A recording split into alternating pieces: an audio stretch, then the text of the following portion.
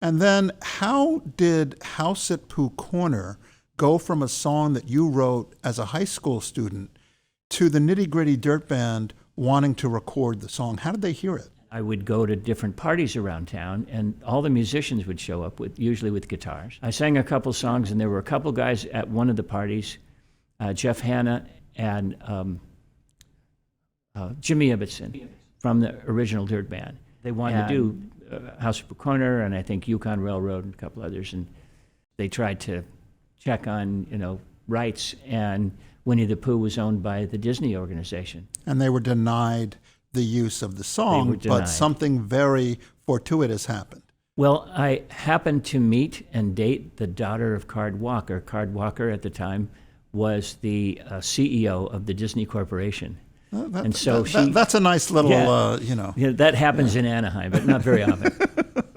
And so she took me to meet her father.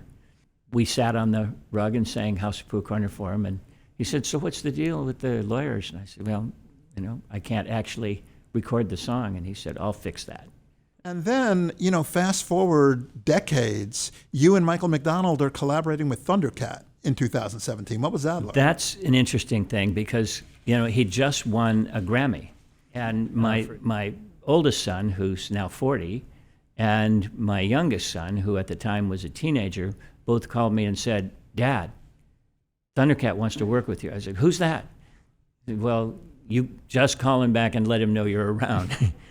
Reached out to Thundercat, and I called Mike McDonald. I said, "This guy wants to write with us. We should do it."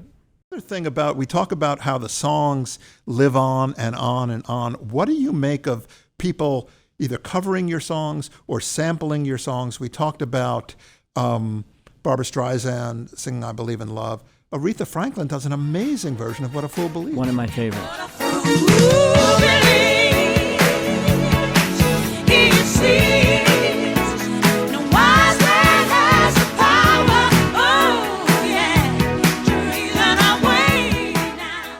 I love her phrasing on that. Hearing, some of the greatest singers of all time singing songs that you wrote. Yeah, well, as a songwriter, that's really fulfilling.